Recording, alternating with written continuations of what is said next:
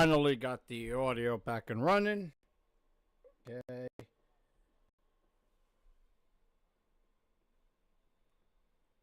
Okay,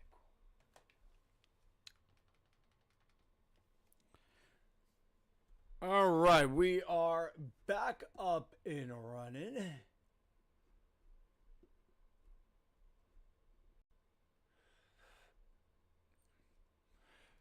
Just so everybody knows, I do apologize if you guys didn't get our audio before.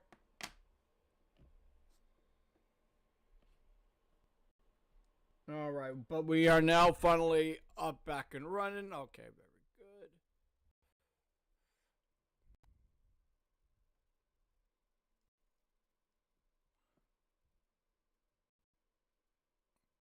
good. And for some odd reason, we're having some streaming issues now. All of a sudden, again.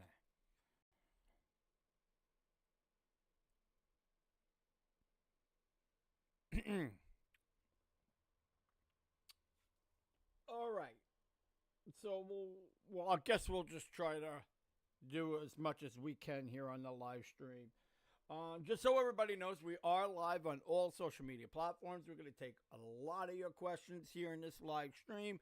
But if you guys know me, you guys know who I am. My name is Anthony. I am a 16-year veteran for MajorLeagueBaseball.com as a ghostwriter for all the writers in the league. Also was a ghostwriter for Mets.com as well.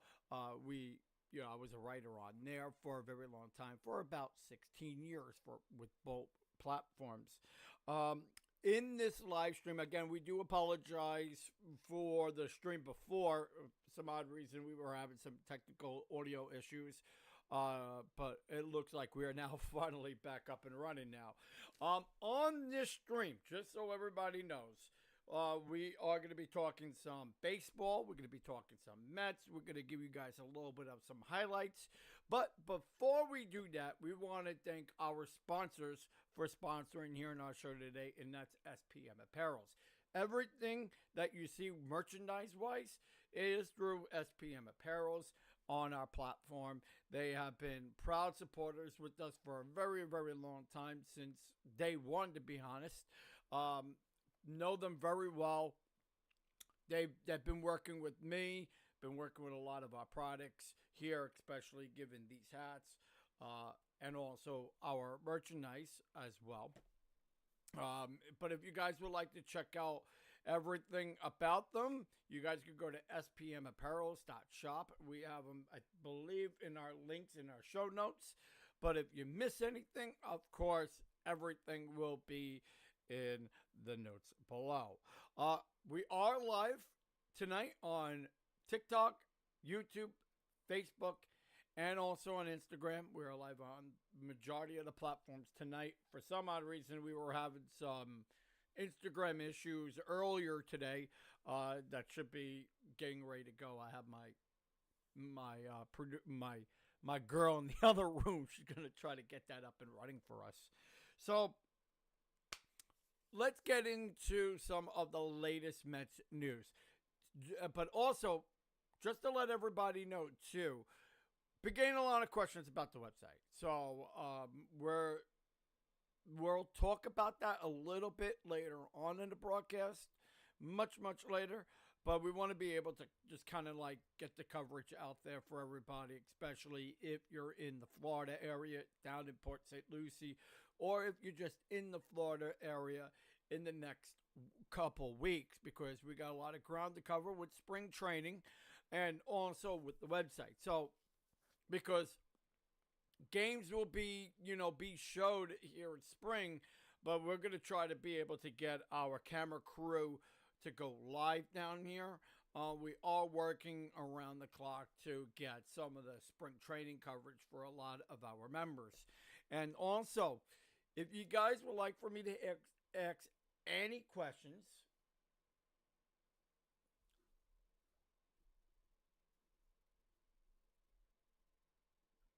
if you guys would like for me to answer any questions that we have, we will be giving it to you live throughout some of the interviews down here in Florida. So guys, stay tuned to all of that, but we're going to try to break down all that coverage for you for the players. We are scheduled with Carlos Mendoza in the first week of spring training, and we are scheduled for Bo Bichette to get a first glimpse interview with him later on in February. We're here probably by the end of the month. We should have a full-length interview. We'll have that fully live and also uploaded up on all of our social media platforms, because we got Juan Soto as well, and also Francisco Lindor. But those we're going to be trying to get them off from the field to get some coverage for you guys on that. That probably won't be live, but getting Mendoza and Bo Bichette, those two are going to definitely be scheduled and live. All right, so let's get into some of the spring training, because spring training is right around the corner. So we got the first scheduled for pitchers and catchers will report on the 10th and the 11th. As of what we know right now, spring training is getting ready to start to kick off. And being down here in Port St. Lucie right now, that there's going to be a lot of ground to cover, especially in spring, because you guys will be able to see some exercises with Bo Bichette. Obviously, some of the latest new signs with Jorge Polanco, Marcus Semien, even with our latest new pitcher. So, I mean, we got a lot of ground to cover with that, and I think that, Met fans are going to be very thrilled to see some of it. So, of course, we like to try to get that live for everybody and not pre-recorded. But however, we will have some pre-recorded segments and shows for you guys up on our platform. But in order to see some of our exclusive content, you guys got to join the MetsXMFanZone community by going to MetsXMFanZone.com. We'll have a lot of that extra content for you up on our platform. So if you guys would like to be a member, the links are in our show notes in all of our platforms combined. So you guys could actually go and check that out. So let's get into some of the latest, newest profiling. I want to be able to get into that. But we also got some retirement, ex-Met retired, which was David Robinson. In the last couple of days ago, David Robinson had announced his official retirement. He was a former New York Met. Get to see his career numbers. David Robinson was a bullpen guy for the New York Mets for about 2 seasons. I would say about 2.5 seasons, because he was hurt a little bit with us when he was with his tenure with the New York Mets. A lot of ground to cover with that, because we'll do a whole another scheduled. I don't know if I really want to do full coverage, because he wasn't really with us too long, So, just to give him, his respect, that David Robinson is now have his official final retirement.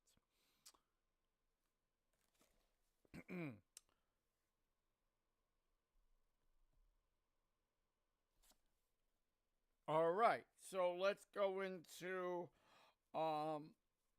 spring training, kind of go into some of the reports. Now, just so everybody knows that spring training for pitchers and catchers do report on the 10th, the 11th. They do report on the 14th officially with some player. What majority of the team is pretty much here already, but some of the latest pitchers, not all the pitchers are down here just yet. Some of the hitters, not all the hitters are down here right now either. But kind of going into a little bit on some side notes to address before we kick off spring, and that's the latest DLs that will be on the disabled list prior to going into spring training. So we have going in would be Tyler McGill. He's still kind of on the reported list. We do know right now that Tyler McGill is still kind of doing some rehab assignments right now. He's kind of, still working on a little bit on some different routines from what we know. However, he will still be going on Sable list as spring training starts to get underway. Again, it's still a little bit early to decide, but as of what we know with right now, coming with the Mets PR standpoint, that Tyler McGill will not be reporting to spring training just yet. However, he's still conditioning. It's still getting underway to come and report to spring training, but they're saying that the first 2 weeks he won't be down here. So more than likely within the third or fourth week that we're hearing probably in the reports of late March going into April. So it's still yet to be conclusive on what Tyler McGill is ready to, kick off. But again, he's still rehabbing right now and hopefully getting ready to go by mid-March going into April. The next player to be exercised into the DL as starting into spring would be Reed Garrett. Now, he's also another guy that we're hearing on official reports that more than likely be going into for another 6 weeks. They're saying that he would report to spring training.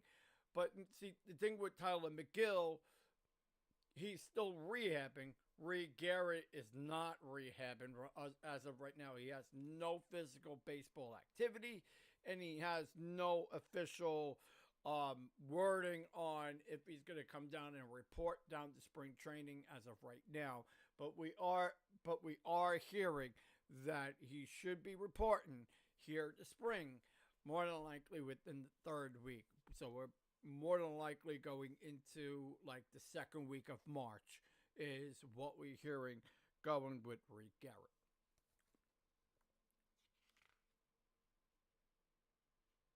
Now let's go into the third player to be exercised from the DL is right now Daniel Nunez. Now, Daniel Nunez is a pitcher, right-handed pitcher, in our bullpen session. Now, we are hearing he is taking BP, yet to be exercised on what his rehab assignment is. Still looking at as of right now. He has been pitching, but he's doing soft toss as of right now. We don't know if he's going to be coming into spring training right away, but we are hearing he's still going to be exercised going on to the DL. It's spring training. So that's a kind of the Mets didn't make it very clear enough if he's going to be pitching in his third week going into spring, but they're saying that he's more than likely going to get ready to report to spring training as of right now. So that's kind of what we know with, but it's still a little bit unconclusive if he's going to be here, be down here, and be with the team. So that's still yet to be decided.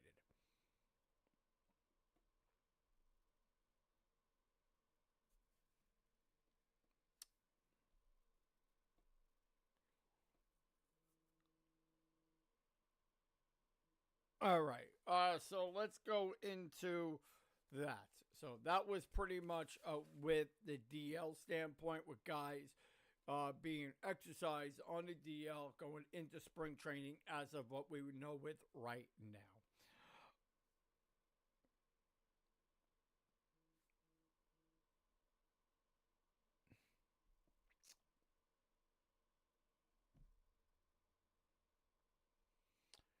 All right, so let's go into the latest Mets sign. So now, what are we hearing in getting guys on the sign? What's the free agency looking like? Who are the Mets end up going to get? right now that's a top tier going into spring training. Are there any guys that the Mets are looking at as of right now? So we do have two official reports here in our live streams on what the Mets could be looking at before spring training starts. So we do have two guys as of right now, which could be Gaze Kishner, which the Mets did sign him. I think Gaze Kishner is a really good player. But they're saying that he could be exercised to go into the minors in AAA. But from what we know it right now, that it's still unconclusive if he's official for signed to a first year contract. The Mets were saying that he is assigned, but more than likely still has to get his physical done and to be assigned to the AAA minor league team as of what we know it right now, but could be an official sign by the end of tonight. So, I mean, that is news that we know it right now on him. And the other latest, this is a potential sign. The Mets are looking at him as of what we know it right now. Could sign him to a 1-year deal, and the Mets are exercising in a deal with Carlos Santana. Carlos Santana is a first baseman, considered to be a DH guy. This is a guy that we're kind of looking at right now. Now, the Mets, talking with a little bit earlier today on this, saying that this is not an official move, but this could very well be a sign that the Mets could look at to a 1-year contract. Just to kind of fill in some gaps with, filling up their roster. He is a 36-year-old first baseman, but they could very well, potentially bring in a veteran there at first, with Brett Beatty, with also in Mark Vientos, and then of course you have Jorge Polanco, which if the Mets are going to be really smart about something like this would be a potential sign that they could put in there, put in the slot. I mean, if you look at his career stats, he did bat .219 with 11 home runs and have a 54 RBIs last year potentially. I mean, didn't get a lot of playing time. He had about 519 at bats as of what they have on him. He could be a potential move. I really do think that having a guy like this, the Mets could just bring into that first base slot, maybe go as a DH or just kind of go with more defense there first. I think this could be a really good sign for the Mets if they want to make just like a 1 or 2 year deal. That could be potentially to a minor league move, and then kind of put him into the roster. So that could be a potential sign that the Mets could very well look at.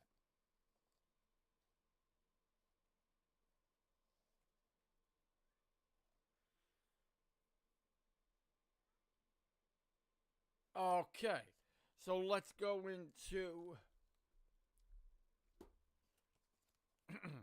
So now let's go into the latest Mets signs.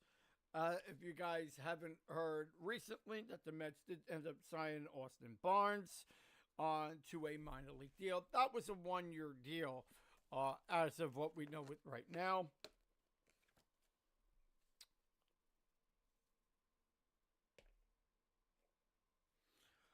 So we are hearing that he will be he's a 1-year contract, minor league deal, going into invitation to spring training. Also, another sign is Craig Campbell. If you guys did hear, as of last week, early in the beginning of last week, that Craig Campbell was also another official sign. This is a very interesting move, to say the least, in my opinion, because I've been watching and studying him for a very, very long time. This could be a move that could potentially bring into the roster that could be an under radar bullpen move. And the one thing that I really do like about Craig Campbell was he did pitch really good once before. So, I mean, yes, he is 35 years old, 33 years old, 35. I think he's 35 or 33. You know, he's a nice little pick me upper type of guy. And you could put him into that bullpen. It would be really smart for the Mets to make a move like that. So it's not like he's a big, big sign, but I mean, it can fit very nicely into that bullpen.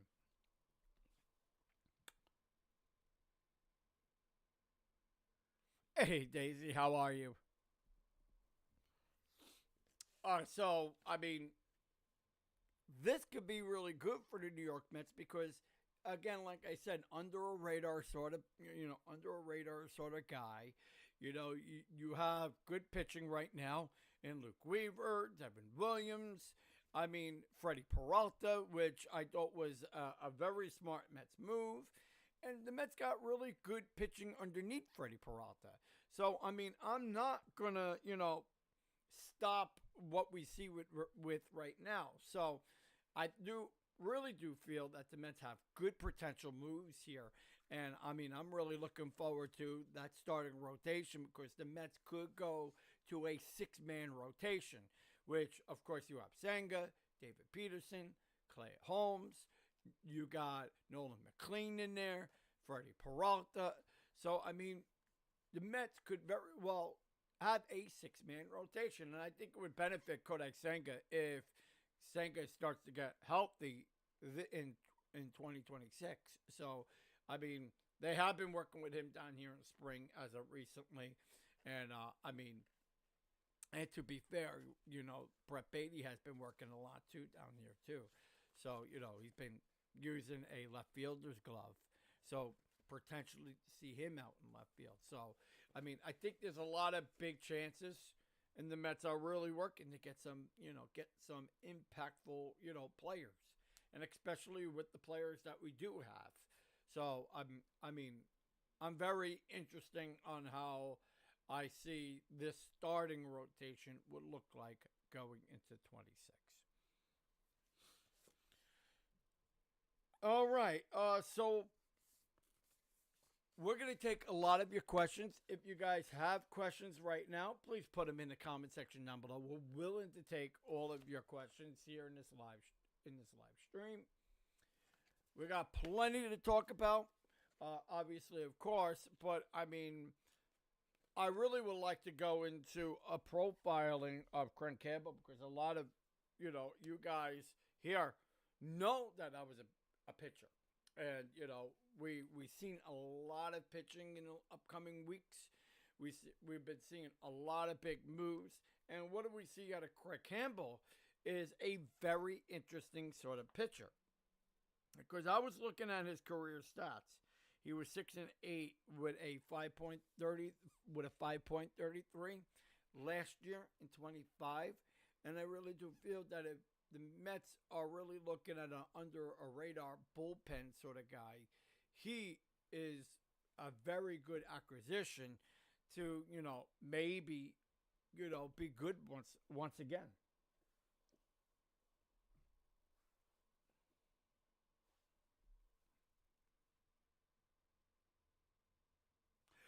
Is Ty Francis still on the Mets table? As of right now, I mean, there has been a lot of swirling around on Ty Francis. The Mets are interested in him. We don't know where they are in negotiation wise. But I mean, they are a little bit still interested in Ty. Would he make a really good acquisition coming in for the New York Mets? I think so. I think he's another guy that's really good under the radar sort of player. And I mean, I do think that right now that the Mets need every sort of pitching available to them because, last year, they didn't have really good, guys in the minors to come up and to really pick up the pace when there were guys injured last year. And, with what we're seeing right now, not only with pitching, also with hitting, I mean, I definitely do think that Ty Francis could very well be a nice sort of pick me upper type of player. But I mean, are the Mets right now in negotiations with him? I mean, I could say from a Mets standpoint that they are very, very interested in him. There's interest there. In regards to negotiations being put on the table with him, right now it's still to be unconclusive. We don't have a full official reporting on him. But I mean, I can say with right now that it's still to be unclear on what the money's looking like or how many years they're planning on maybe bringing him in on.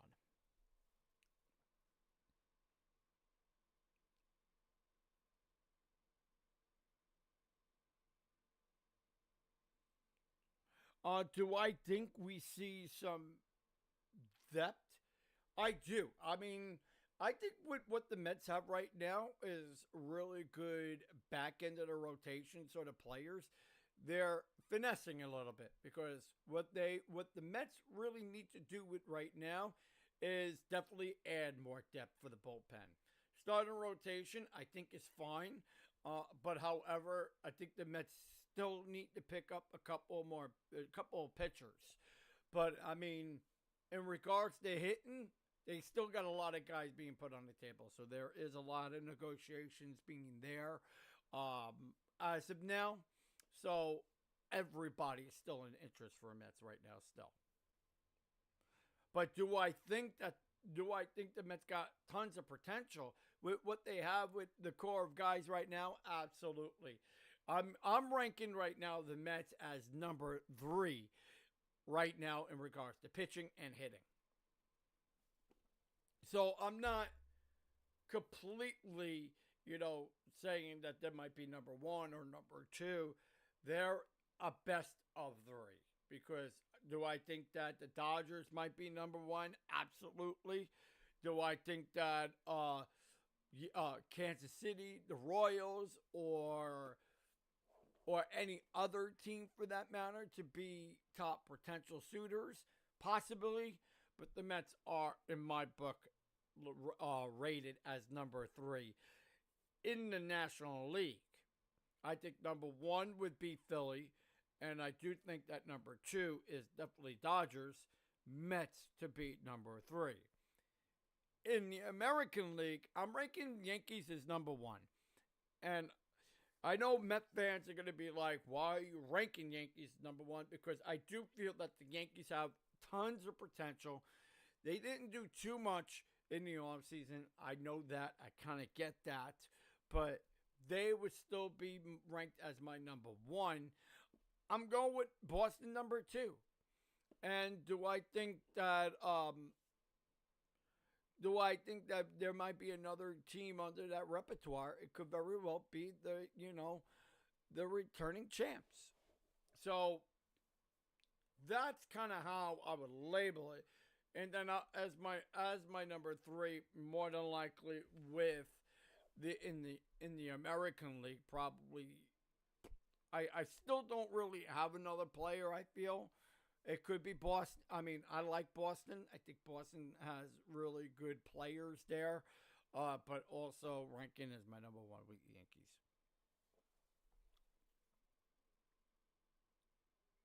Do I think that the Mets have another starter that they could pick up?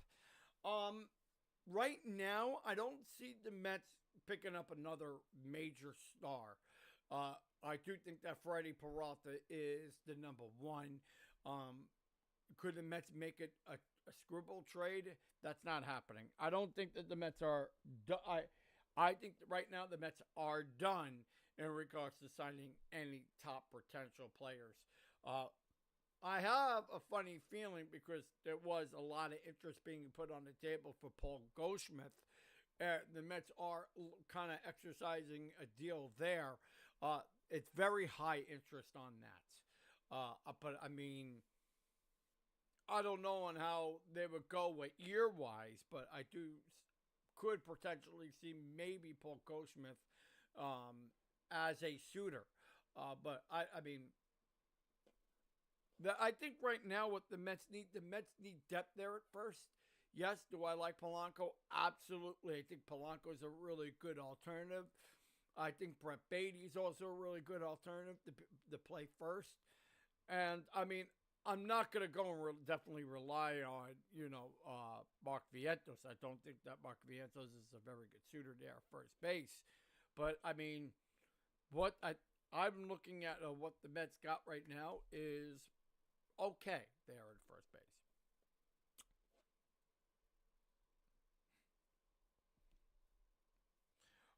Do I think that the Mets could sign a left fielder? They're not. I don't think they're rocking with a high center fielder. I'm sorry, with a high left fielder right now. They're going with the rookie. They're definitely going with Carson Bench. Right now, from what I know, that Brett Beatty is right now with a left field glove. So they are working with him to work out in left field. I think that would be a really good solution for Brett Beatty because I do think that Brett Beatty could very well have a good left field, presence there, and being able to, you know, get his ability to be a utility player. I definitely think that would be available to him. So I mean, I really like him getting a left fielder's glove and working out there. And the Mets have been working out there so far this offseason with Brett Beatty to go and play left field. So, of course, you got Carson Bench, but then, of course, you got a really good, alternative from Brett Beatty going out there, which could very well mean that Mark Vientos could potentially play first base. But the Mets got a lot of candidacies in a lot of playing in different positions because right now, of course, you got Bo Bichette, and Bo Bichette is going to mainly play third base. So, plus you got Marcus Simeon playing second, which could very well, bring a lot of different alternatives in that position. And then alternative positions with first base, a lot of potential there as well. Do I think that the Mets could trade Senga? That's a possibility. I mean, I don't know on how I feel about him being traded. I mean, they have to really give up something really good to to get to give up Senga. So I mean, that that is still probably unlikely. But I don't think that the Mets are going to trade Senga in this moment in time, especially getting very close to spring. But I find to be a big issue is that with Kodai Senga, the hamstring. The hamstring was a big issue last year. You know, you saw him rocking off of first base. You know, I don't think he was completely fully healed last year. I don't think he was healthy. He looked very frustrated on the mound. And I think he wasn't just having better control on the mound either. And especially with that ghost pitch, and whatnot. So he was relying on that too much too. So relying on that and putting the pressure on your lower body, I really do feel that really potentially just really exhausted him, and you saw it at times in the second half of the season because he was hurt for a while, and then they bring him back to see if he could, potentially, pitch again, and it just wasn't working for him. So I mean, do I feel that he could be tradable? Yeah, but I mean, I don't think that they're going to get too excited over him. I think, he's been working a lot in the offseason from what I know of, especially getting healthier. But, I mean, with Senga, that hamstring's always going to be an issue. especially as a pitcher, because you rely on your lower body.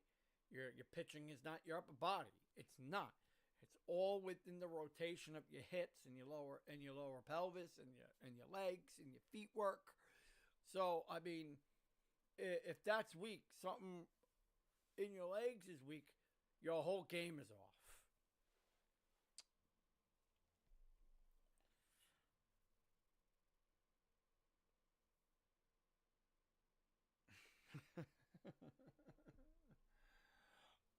Oh yeah, Chris, the goat. Not only does it put pressure on your elbow, but it also puts pressure on him alternatively. I mean, Chris, you know where your rotation is all in here, because if you're throwing like a side on pitch, or if you're throwing a slider, or I mean, the fastball puts a lot of pressure, but also if you're throwing like that ghost pitch and you're coming all the way back here, what's hurting? You're hyperextending your elbow. So by you hyperextending that elbow, putting a lot of rotation to it. So you're putting more pressure here, but also putting pressure on your lower body too. So I mean, I think with Kodai Senga, it's always going to be a hamstring issue. That's one thing that I'm really worried about. He's got to get that lower body, a little bit stronger. And he's a little bit lean, so he needs to bulk up in the gym, especially with getting on the leg press, is a major thing for Kodai Senga.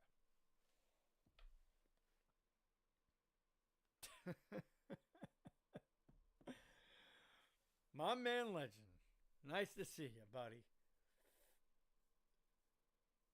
Do I think that?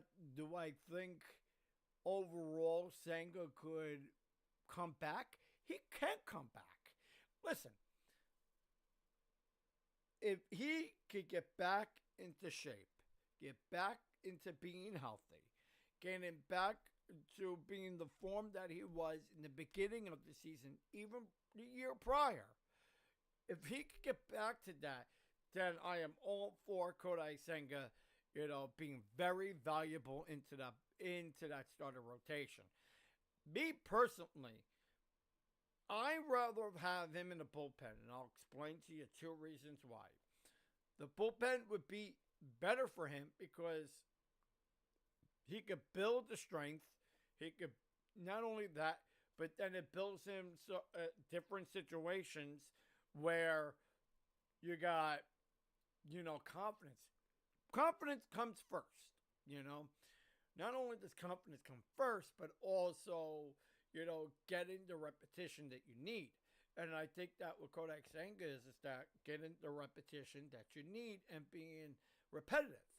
And if he's not repetitive and not going and having good stable conditioning, I think that the major factor with Kodai Senga is with the strength in his legs.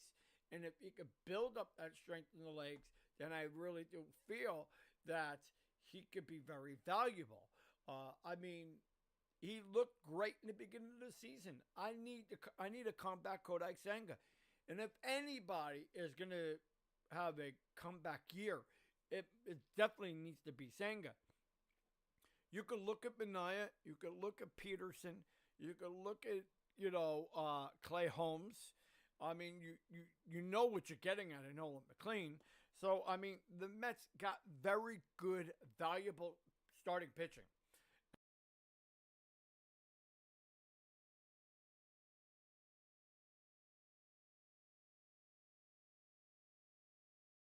Now you could rely on Freddie Peralta to be your number one guy, and not have Nolan McLean as your number one. So I mean, which I think that the Mets were afraid of, because hitters could easily see manipulation in McLean. They didn't so much, but once a full season comes to boat for McLean, hitters get to start to see some, different things coming out of him. So I think that was a little bit, in my opinion, worrisome for Mets. But they had to go out and get a top, you know, professional into that starting role. And I think Freddie Peralta, which I'll talk a lot throughout the regular season on, and studying him and really get to see on what he could do. And then I definitely would give you my opinion on him. But, I mean, from what I know of him, I mean, he's a great off-speed, pitcher. He's great in the 5th and 6th inning. I mean, his stats speaks for himself. I mean, I don't really like to look at stats so much. I get the feel of what with the next season it kind of looks like it with these pitchers, because sometimes with pitchers you can have a really good walk year, and then once you go into a new team, it's game over. I don't see that in Peralta. I think Peralta is definitely.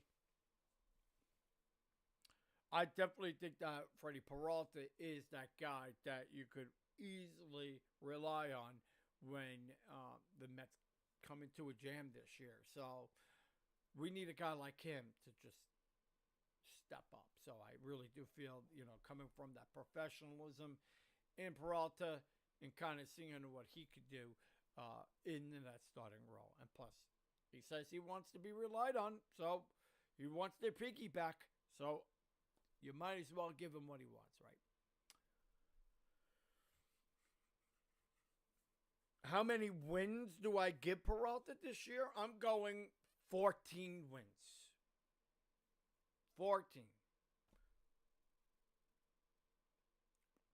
How many wins do I think Peterson? This comes from the same person. So these are the wins that I'm projecting for our player, for our starter rotation. I'm going to go with 15 for Freddie Peralta. I'm going to go 15 for David Peterson. Sean Manaea, I'm probably going to go at 8 or 9 wins. Sean Manaea is a little sketchy player. He didn't have a great season last year. Got hurt a little bit, came back, kind of showed a little bit of some good signs, and then fell off again. He's a guy that they need to stretch to go a little bit longer into innings. And I do think that our pitching coach is going to be really good at that. So he needs to go a little bit longer. A lot of these guys got to go deeper into games. The only one that we know we can rely on that is right now Freddie Peralta. Everybody else needs to go deeper. Senga could go deeper. Don't have to worry about Senga too much. But Peterson, Holmes, you don't have to worry about too much on Holmes. Peterson, Sean Manaea, and pretty much really it, to be honest. And Senga. Those are the guys you have to worry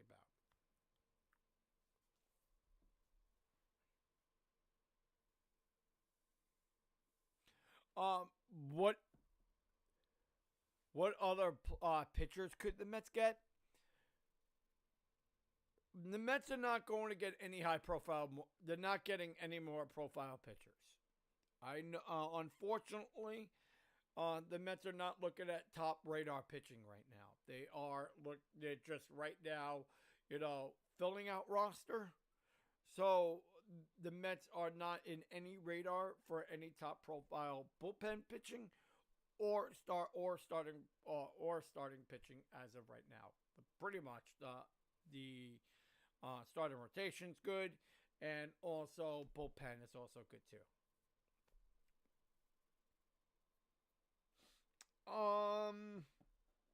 Are the Mets? What is your projection on Bo Bichette? So Bo Bichette had a very good season last year. He had over 30 home runs. I'm going to see a lot of the duplicate numbers come into the Mets this year. You're going to see extra runs, extra RBIs. I do feel that his OPS could be very much higher at 698. Kind of looking at his OPS last year, it was around that same OPS getting on base, getting hits, getting home runs. He's a guy that could be power into your lineup, and also a really, really good guy that could go into extra innings with extra runs, getting on base, stealing. You need a player like that. Uh, Projection wise, he's gonna give me max at 35, max close around there. Could very well pull out 40. That was like with Juan Soto last year. Juan Soto put up steals, he put up some hits, he put up some RBIs, got a lot of home runs at 42. So I mean, could the Mets very well have that same projection for Soto? I definitely would say that, because Soto was your best player on the Mets last year. I know a lot of people are very hell bent on, the polar bear, but the polar bear is not here no more. So you have to rely on Soto, Bichette, Lindor, Marcus Semien, and Polanco. These are your guys that you have to rely on in 26. So looking at Polanco put up well over 25 home runs. Marcus Semien put up 21 home runs. So, I mean, these are contact hitters. Semien, Polanco, going to give you extra runs, and that's what the Mets lacked in last year. They lacked in, contact hitting and extra RBIs. These are the guys that you brought in to do that. So you're going to see Marcus Semien and Polanco to give you extra runs that would give you the win overall. I mean, are there going to be times where you see a big high strikeout ratio on Marcus Semien and Polanco because they are much older players? Possibly. But, I mean, it's better than what we had last year with Jeff McNeil and Pete Alonso. Pete Alonso, let's just call it what it was a stats filler. He was not a contact hitter. He was a power hitter, and he put up stats when it didn't matter the most. So you brought in a guy, again, more contact hitting, getting you extra runs, will give you home runs at times, and also will put up a big OPS conversion rate. So I would definitely say with Semien, Polanco, Bichette, that's going to go over a 6,000 ratio. Maybe even higher than that. Probably at 1,000 ratio. Out of all three of those guys, definitely a difference maker having Bichette, Semien, and Polanco. But Polanco and Semien are going to be your contact hitters. Bo Bichette as your power hitter. And, of course, we need to see a better, improved Juan Soto. And then to top it all off, of course, you have center field. Now that's being up, which was a little bit upgraded last year. And having Roberts Jr. had a good, last year he wasn't really that great, having 18 home runs, but maybe going into a new atmosphere, maybe, getting a little bit of some confidence back into his swing. He's going to be a guy that I really would like to look out for, because even though I'm not a big fan of this guy, I don't think this was a really good potential move for the Mets. But it really does bring a good gold glove potential out of him for this year as well, because, of course, the Mets re-signed Taylor to another one-year deal. So I kind of want to see a little bit on both of them back and forth in center field. Even though I think Tyrone Taylor, you could use him late in games as defense. And, of course, you're using Roberts as a very good outfielder and also another big bat. So, kind of going with a little bit of the conversion rate at 5'11", 5'20", 120, playing a little bit on the outskirts of left field. His power is more so out there. So, I mean, I want to see a little bit of some difference making, kind of being a pull hitter out of Roberts. So, I mean, I'm really interested in seeing on how Roberts can handle the New York atmosphere. And, being on a good team like this, maybe it could bring some confidence back to him because knowing being in with the White Sox wasn't going anywhere. So, he's now with a potential candidacy for a World Series championship and leading into the playoffs. Maybe this could change a little bit of some confidence in him to be a better hitter and getting a little bit more some fielding time and a little bit more playing time and kind of being a little bit mid-tier into the lineup. I definitely think that, Roberts could be a very big deal breaker. So we could more than likely see, potential signs out of Roberts in 26. And then, of course, you got good potential in Soto. No question, my number one guy for the Mets this year. Always going to put up numbers. Always going to give you, a deal breaker in a baseball player. So I definitely 100% looking at 40 home runs, well over 108 RBIs, batting well over 360. That's a guy who on Soto may not seen in the first 2 months, but after that, it's sailing.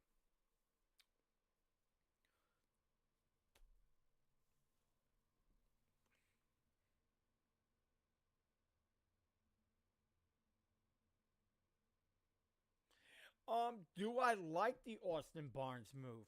I like the Austin Barnes move. I think it was, kind of going a little bit of some depth. And that's the thing, too, is because everybody kind of overlooks the catching position. Austin Barnes is very good in defense, especially being behind the plate.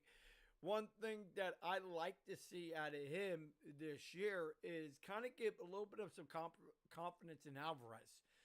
You'll see a little bit difference back there in his appearance because he could work with Alvarez, I feel, in a way, because now you got good depth back there. You got Alvarez with good power. You got Alvarez in good catching ability. I don't think Alvarez has a really good calling of a game, but I mean, with seeing Austin Barnes, could very well be a potential back there too, because now not only do you got some depth, but now you got a guy that could very well be your yin to yang to Alvarez and Terrence. So I mean, as much as I like Terrence, I think, in my opinion, having three catchers up here would be smart for the New York Mets because if you want to play Austin Barnes in certain situations, you could do that. But then again, I think, in my opinion, having Austin Barnes over Terrence, to me, I think would be smarter. But Terrence actually calls a better game than Alvarez. But potentially being behind the dish, Alvarez needs to learn to get his footwork in order. I think Alvarez needs to be a little bit down into the dirt. He is a big guy. He's, what, 6'3", 6'4"? So I think he needs to be a little bit lower into the dirt, kind of he's got that new fashion sort of catching style, which I don't like. He needs to get both knees down on the ground. I don't know what the situation is with him, but I mean, I think Alvarez needs better positioning, being behind the dish. And I think, working with Austin Barnes, I think, in my opinion, was the biggest pick-me-upper of a finesse player that we got in this offseason. So I love the move. I think it was a smart move by Mets. And you know what? The Mets picked him up over pretty much of nothing. So this was a smart move for them. But I love the potential because he's not a great hitter. He could hit, so, but he's good defense. I love it.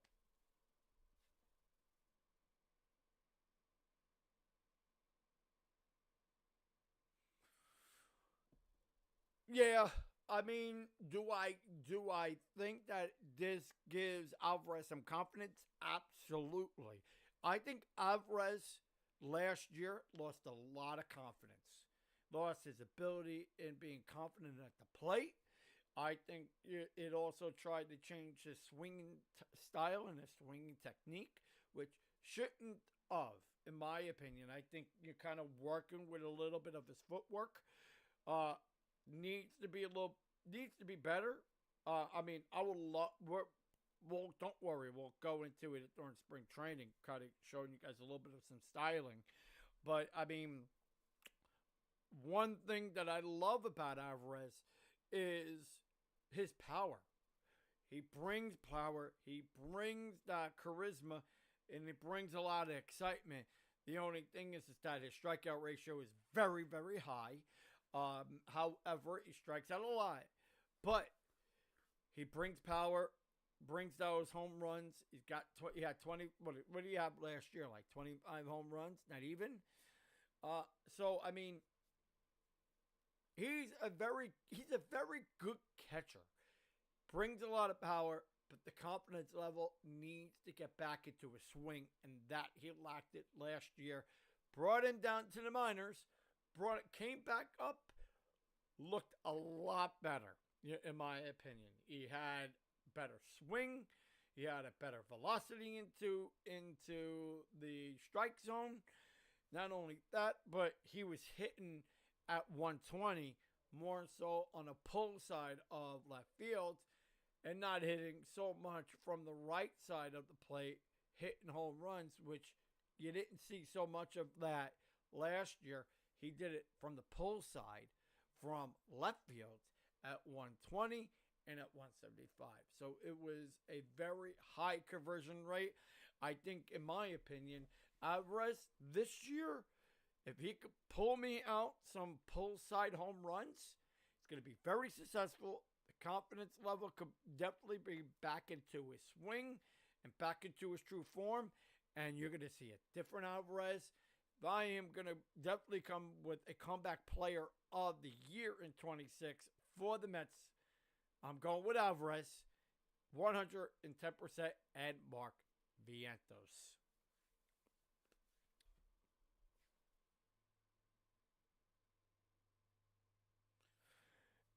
And absolutely, I think with what the Mets lacked in last year was a lot of confidence building.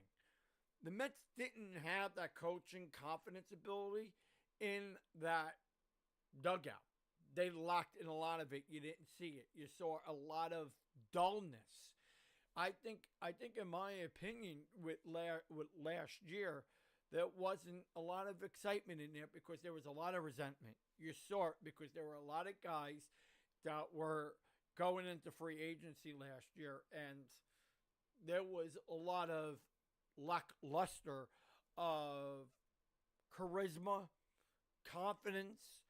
I you know it was a bolster of a year. They didn't look good.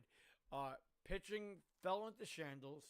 Um, there was no leadership at all into the clubhouse. I don't think Lindor brings that charisma. I definitely think that Marcus Simeon was a really good move for Mets because you're seeing leadership coming again back into that clubhouse, which I think it was poison in there. I don't know what was said in the clubhouse, but I think there was a lot of resentment. I definitely think there was uh, players that were very hostile in there. I don't know. Again, like I said, I don't know what it was because I didn't see it. They're not going to show it to us, but there was definitely a lot of heated debates probably into that locker room. People that have said it that were never there, kind of brought up a little bit the hostility in the media, which was false and bullshit in my opinion. I know a lot of the times when I saw players, I didn't see that. But again, we don't know what was said in the hotel rooms. So, I mean, it was very animosity. I think there was a lot of lack of leadership. and a lack of ability in the clubhouse. So the Mets had a clean house. They had to clean all the pitching.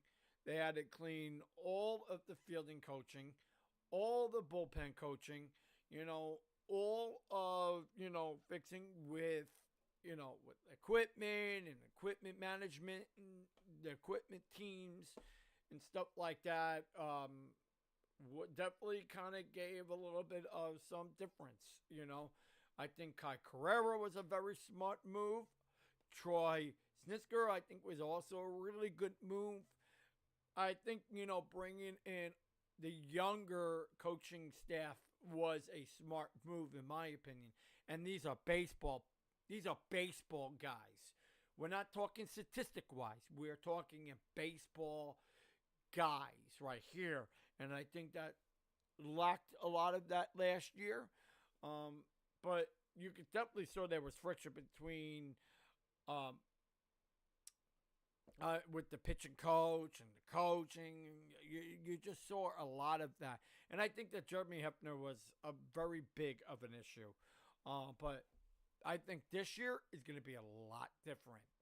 And I know that we kind of,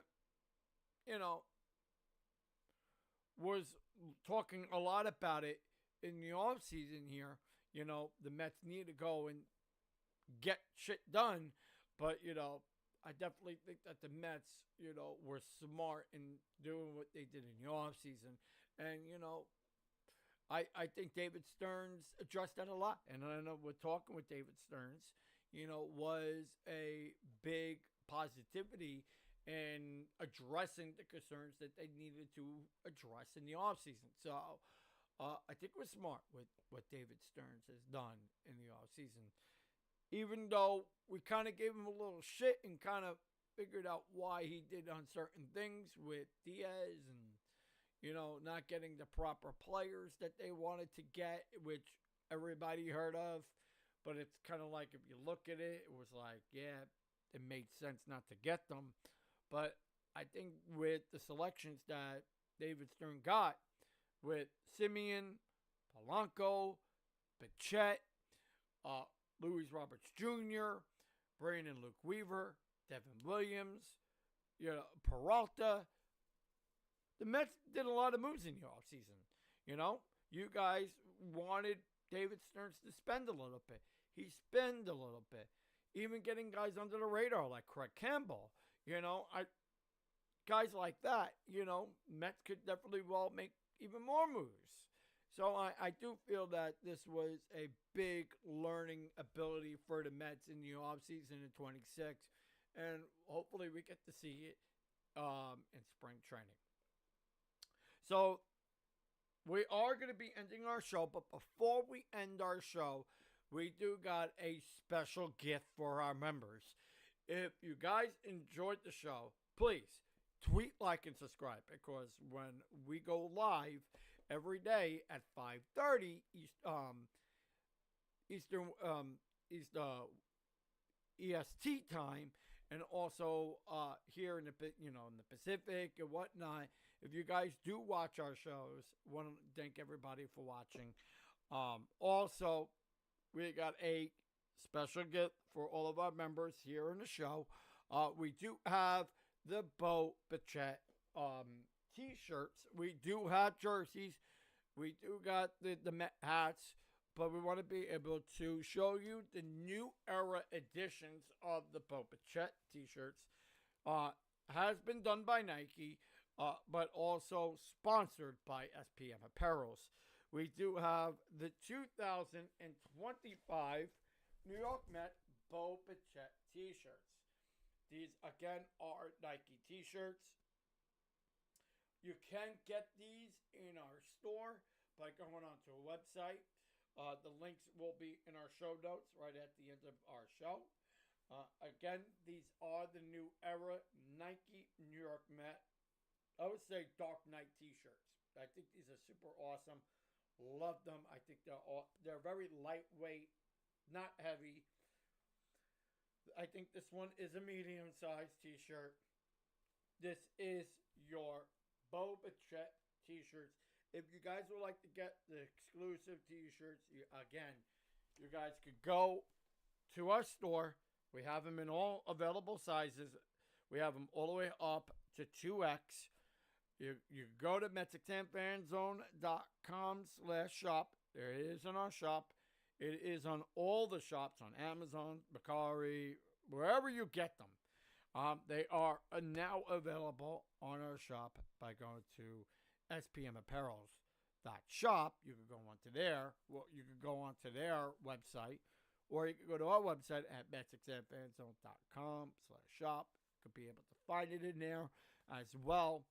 Or you could even go on to all of our other shops, which is on Amazon, Instagram shop. I believe we have it on the TikTok shop as well. But anywhere that you get your shopping needs. And again, want to thank SPM Apparels, which is our main sponsor on our show. So want to like to thank you guys for watching here today. My name's Anthony, 16-year veteran for MajorLeagueBaseball.com as a ghostwriter. Also worked with the Mets.com on there as well. It was great to chat with everybody here in our streams.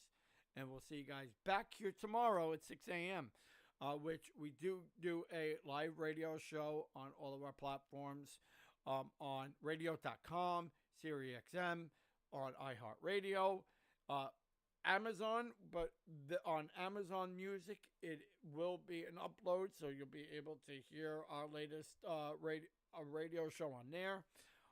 Anywhere that you get your podcast shows, you'll be able to get the available on there. And also, don't forget to check out our TikTok radio on there as well, because we go live on there as well. So I want to thank you guys for watching here in our show, and we'll see you guys back in another edition on the Mets XM Fan Zone live podcast right here. I want to thank you guys for watching, and we'll see you guys in another edition back on Wednesday.